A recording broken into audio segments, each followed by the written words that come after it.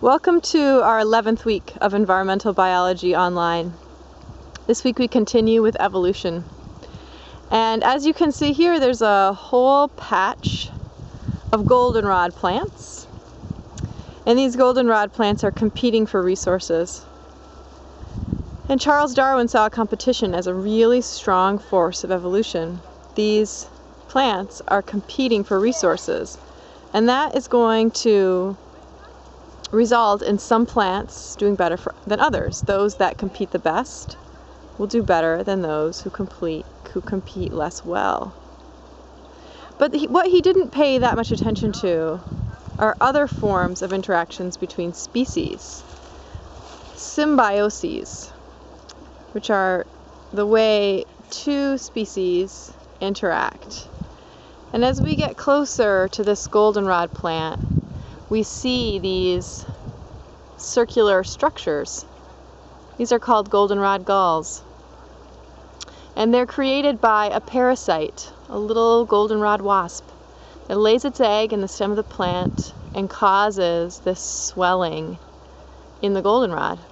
It's a parasite on the goldenrod. It in some way takes resources away from the goldenrod plant. And this interaction may cause some sort of change or evolutionary development in the wasp or the goldenrod plant, or maybe another species entirely different, such as a woodpecker who eats these goldenrod wasp larvae.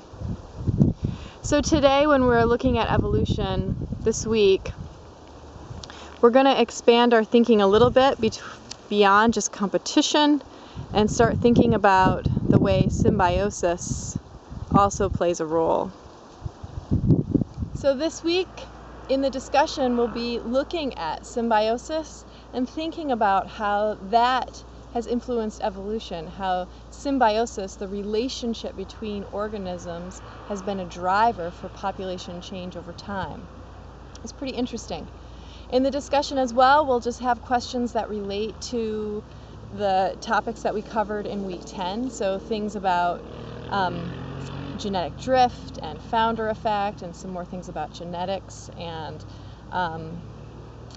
acclimation and adaptation and things like that, some of the nuances of natural selection. So that should all be really helpful to pull together all these pieces of natural selection and evolution. So the reading this week is to read chapter 8 of the Critcher book, and his objective is to try to pull ecology and evolution together. And so there's a couple of major stories there, and I think they're pretty interesting. The other thing that chapter happens to do is talk about a lot of the relationships between different species, which is what symbiosis is the study of. And so I have a couple of web pages for you to look at that explain symbiosis. Symbiosis is just any interaction between two species.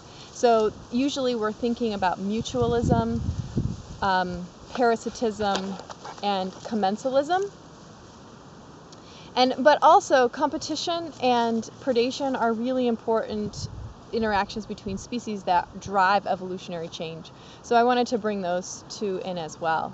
So this week, if you'd like to, you can do an extra credit home base on symbiosis, where you're looking at your home base and trying to find examples of species interacting together. So the first task is to try to define that symbiosis relationship. Is it mutualism? Is it competition? Is it parasitism?